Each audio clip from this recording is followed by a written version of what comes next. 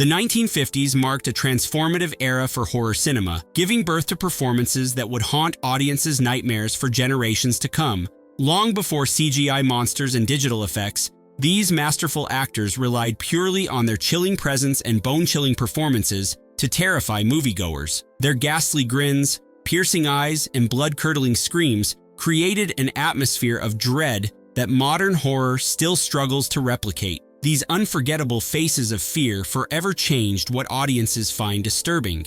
Let's dive straight into it. Few actors could portray sophisticated malevolence quite like Lionel Atwill. This British-born performer brought theatrical gravitas to his sinister roles, making him one of horror's most distinguished villains during the 1940s and early 1950s. Though his most productive horror period came earlier, his final Universal monster appearances in House of Frankenstein and House of Dracula extended his influence into the 1950s horror landscape. His precise, calculated performances showed how intellectual villainy could be more frightening than brute force. Atwill possessed an uncanny ability to appear both cultured and cruel simultaneously. With his perfectly enunciated dialogue and imposing physical presence, he elevated even the most formulaic horror scripts into something genuinely unsettling.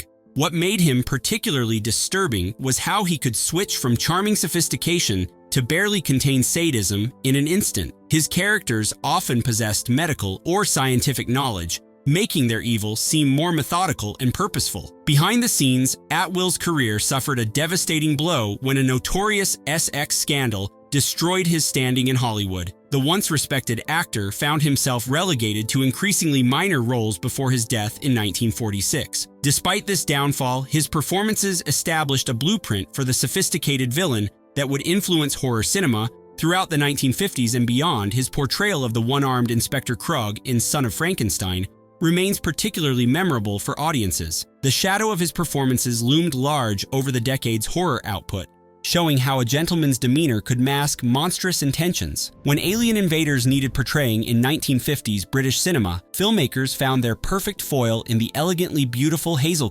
The striking redhead made her most significant 1950s horror contribution in Devil Girl from Mars, 1954, a film that combined the decade's fascination with outer space with gothic horror elements. Her classical training gave her performances a depth often missing in genre productions of the era. Court wasn't your typical screaming damsel. She brought intelligence and determination to her performances, often portraying women who maintained their composure even when facing unimaginable terrors. Her characters fought back against monsters rather than simply waiting to be rescued, establishing a stronger female presence in horror that would become more prominent in later decades. Court's refined British accent added another layer of sophistication to her characters, making them more three-dimensional. What made Court particularly effective was the striking contrast between her refined beauty and the grotesque creatures she confronted. Her porcelain features and flame-red hair created a visual centerpiece that directors exploited to maximum effect, particularly in color films, where her appearance created an almost unnatural contrast against darkened, shadowy sets. Her ability to convey genuine terror while maintaining dignity made her uniquely compelling on screen. While Devil Girl from Mars showcased her talents, Court would truly cement her horror legacy when she joined Hammer Horror for The Curse of Frankenstein in 1957, beginning a collaboration that would extend well into the 1960s and earn her the title of Scream Queen. Her artistic background as a sculptor and painter informed her understanding of visual composition in her scenes. Her work bridged the gap between earlier horror conventions and the more explicit approach that would define the genre's future. With his stern countenance and authoritative voice, Michael Gough brought an air of grim seriousness to the horror genre when he appeared in Hammer's groundbreaking Horror of Dracula in 1958. As Arthur Holmwood, the brother-in-law who reluctantly joins Van Helsing's vampire hunt, Gough demonstrated the perfect combination of skepticism and growing terror as supernatural events unfold around him. His theatrical background gave weight to even the most implausible supernatural dialogue. What made Gough particularly effective in horror was his ability to convey both strength and vulnerability simultaneously. His characters often represented rational men forced to confront irrational horrors, their worldviews crumbling as they witnessed the impossible. This psychological dimension added depth to what might otherwise have been straightforward monster movies. Gough excelled at portraying authority figures whose confidence gradually eroded when faced with supernatural threats, Gough possessed remarkably expressive eyes that could shift from compassionate to terrified to ruthlessly determined within a single scene. Directors frequently utilized close-ups of his face to register the emotional impact of supernatural revelations, allowing audiences to experience the horror through his reactions. His angular features and distinctive voice made him immediately recognizable to audiences, creating continuity across his various genre appearances. While Horror of Dracula marked his entry into the genre, Gough would go on to appear in numerous horror films throughout the 1960s and 70s, including Horrors of the Black Museum and Conga. His versatility allowed him to play both sympathetic characters and truly despicable villains with equal conviction. Modern audiences might better recognize him from his role as Alfred Pennyworth in Tim Burton's Batman films, where his dignified presence provided a counterpoint to the film's gothic excesses. A talent he first developed in those early horror appearances, the haunting, otherworldly beauty of Barbara Steele made her an instant horror icon the moment she appeared on screen. Though her major horror breakthrough would come with 1960's Black Sunday, she began her association with the genre at the tail end of the 1950s, setting the stage for her emergence as horror's leading lady in the following decade. Her unconventional beauty defied the typical Hollywood standards of her era. Steele possessed one of cinema's most uniquely disturbing faces, with large, expressive eyes and sharply defined features that could transform from ethereally beautiful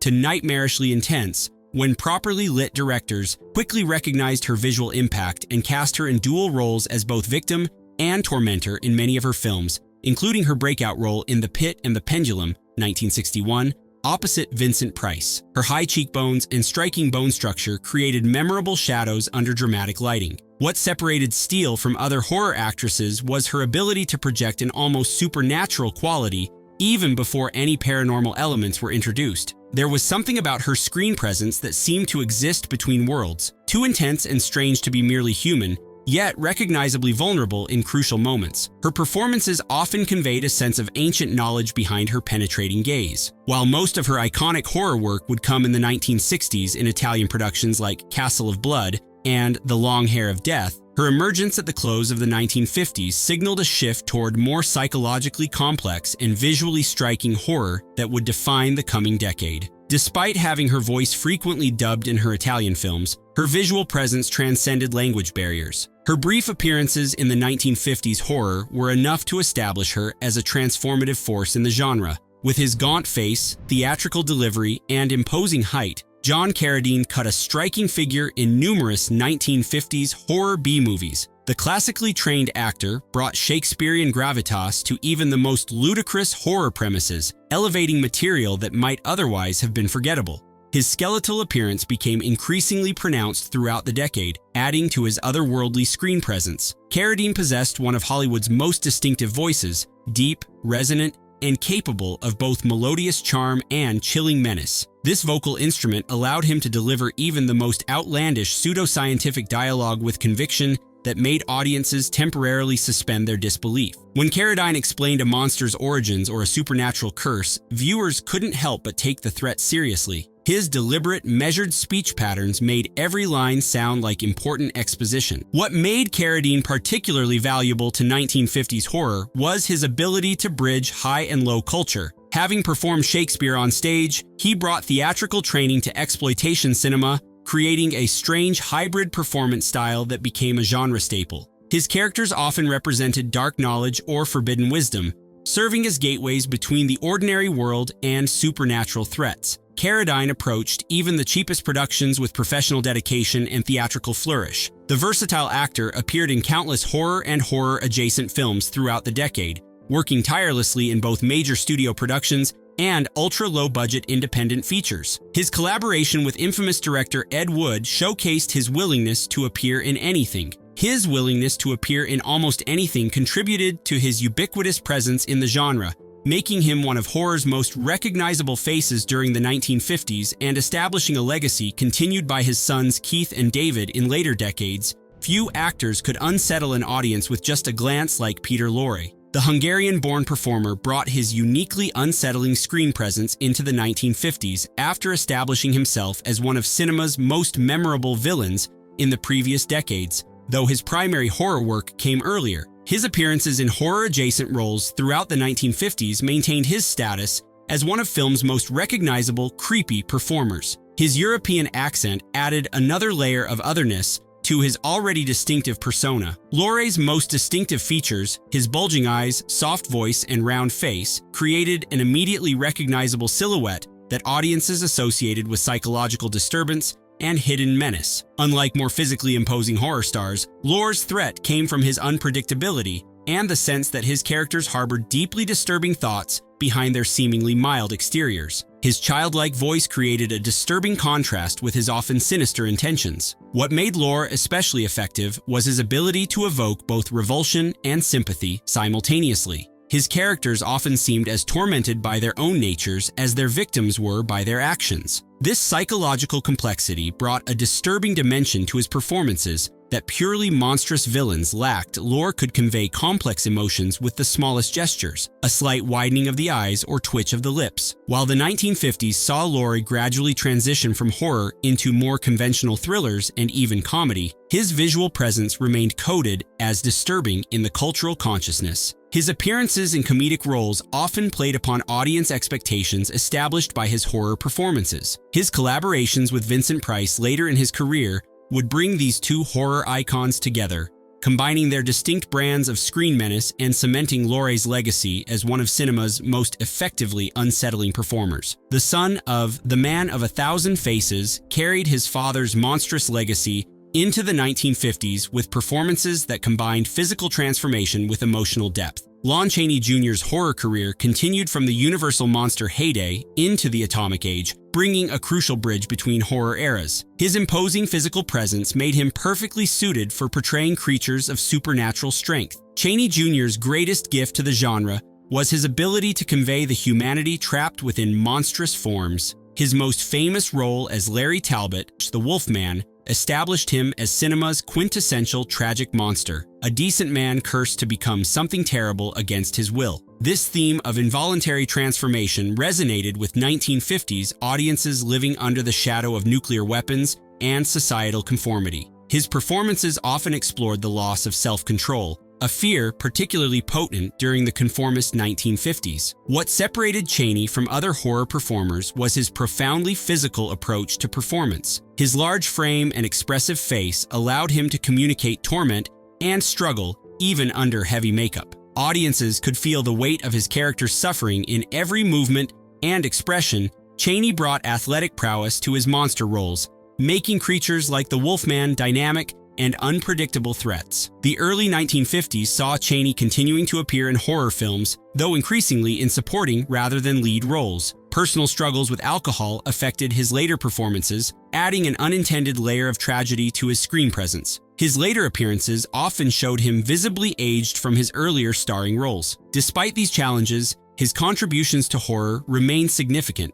providing emotional depth to a genre often dismissed as mere shock entertainment. The definitive Dracula faced a tragic end to his career in the 1950s, culminating in his final role in Ed Wood's infamous Bride of the Monster, 1955, shortly before his death in 1956. Though Lugosi's glory days had long passed by the 1950s, his final performances retain a haunting quality as viewers witness the decline of a once mighty horror icon. Despite deteriorating health, he maintained the dignified bearing that had defined his career. Even in low-budget productions that failed to utilize his talents properly, Lugosi maintained the hypnotic intensity that had made him famous. His piercing stare and deliberate movements created an otherworldly presence that transcended the often shoddy production surrounding him. There remained something magnetically disturbing about his screen presence, even as his health deteriorated. His thick Hungarian accent, once mocked by imitators, had become an inseparable part of vampire mythology. What made Lugosi's final performances particularly affecting was the real-life tragedy informing them. Struggling with addiction and health issues largely forgotten by the industry that had once celebrated him, Lugosi brought an authentic sense of suffering to his final roles that added unintended depth to even the weakest scripts. His stoic professionalism in the face of career decline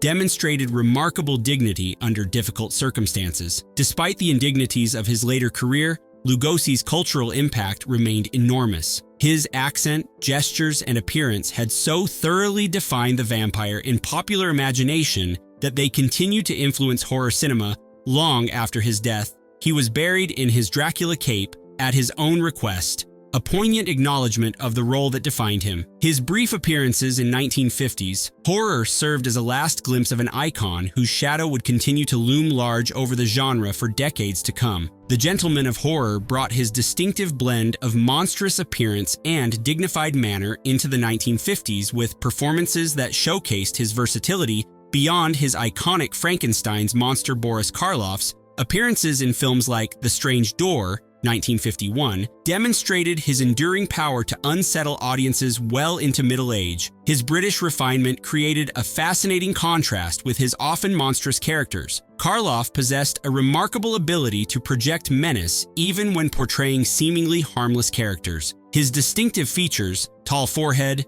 deep-set eyes, and resonant voice, had become so associated with horror that his mere presence in a scene created tension before he'd taken any threatening action. This allowed filmmakers to use him effectively as both monster and red herring. His graceful, almost balletic movements contradicted expectations based on his imposing physical appearance. What distinguished Karloff from many horror contemporaries was his impeccable timing and restraint. Rather than chewing scenery, he often underplayed his villainous roles, creating a sense of coiled danger that could explode at any moment. This controlled approach made his occasional outbursts of violence or madness all the more shocking when they finally occurred. His background in silent films had taught him the power of subtle facial expressions and body language. The 1950s also saw Karloff transition successfully to television, where his distinguished presence and instantly recognizable face made him an ideal horror host. His anthology series Thriller showcased his ability to create atmosphere through narration alone. His introduction to a new generation through this medium ensured his legacy would extend far beyond the Universal monster era,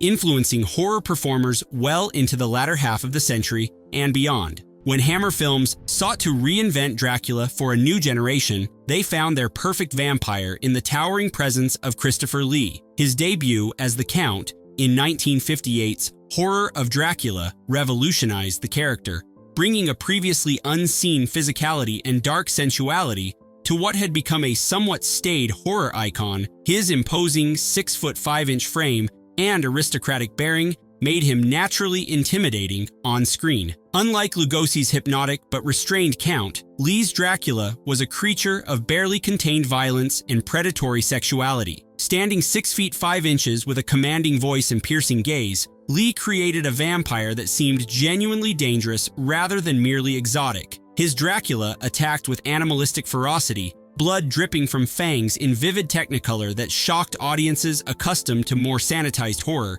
His military background gave him exceptional physical control in his movements. What made Lee particularly effective was his aristocratic bearing combined with bestial fury. His Dracula maintained the character's noble origins but stripped away any romantic notions about the undead. When Lee's vampire bared his blood-reddened fangs, viewers understood instantly that this creature belonged to the grave, not the ballroom. Lee's multilingual abilities enhanced his portrayal of the educated European nobleman with a monstrous secret. Though Horror of Dracula came near the decade's end, its impact was immediate and transformative. Lee's partnership with Peter Cushing created horror's most iconic actor pairing, and his interpretation of Dracula established a template that would influence vampire portrayals for decades to come. His classical training gave him remarkable presence even in scenes with minimal dialogue. From this late 1950s breakthrough, Lee would go on to become one of horror's most prolific and respected performers. No actor defined 1950s horror more completely than Vincent Price. With his distinctive voice, arched eyebrow, and sophisticated menace, Price became the decade's preeminent horror star through a series of iconic performances that still define the genre. His triumvirate of 1950s classics, House of Wax, 1953, The Fly, 1958, and House on Haunted Hill, 1959, showcased his unique ability to be simultaneously charming and terrifying. His background in art and literature informed his cultured approach to horror characters. Price brought something crucial to 1950s horror: intelligence. His villains weren't mindless monsters, but complex individuals driven to monstrous actions by grief, betrayal, or obsession. In House of Wax, his scarred sculptor Henry Jared becomes a murderer after being betrayed and left for dead. Transforming from sympathetic artist to calculating killer, without losing the audience's fascination. Price's real-life art expertise made his portrayal of the sculptor particularly authentic. What separated Price from other horror performers was his talent for finding the dark humor within terror. His slight smile when delivering macabre dialogue suggested a character who took perverse pleasure in his own monstrousness. This ability to wink at the audience without breaking the horror spell made his performances both disturbing and strangely enjoyable. His precise timing allowed him to balance genuine scares with moments of sardonic humor. Price's distinctive vocal delivery, cultured, precise, with perfectly timed pauses, became so associated with horror that merely hearing him speak could create unease. Directors recognized this power and frequently gave him extended monologues explaining his character's twisted motivations. Knowing his voice alone could make exposition captivating. His extensive theatrical training made him exceptionally skilled at building dramatic tension through dialogue. By the end of the 1950s, Price had established himself as horror's leading man, a position he would maintain well into the following decades. His performances defined what sophisticated horror could achieve, elevating the genre from B-movie status to something approaching respectability, while never losing the essential thrill that drew audiences to horror in the first place. His genuine love of the genre showed in his commitment to even the most outlandish roles. These 11 masters of the macabre did more than just scare audiences. They transformed horror cinema from simple shock entertainment into a vehicle for exploring deeper psychological territories through their performances. 1950s horror examined primal fears of science gone wrong, invasion from without and within, and the monstrous potential lurking within seemingly normal individuals.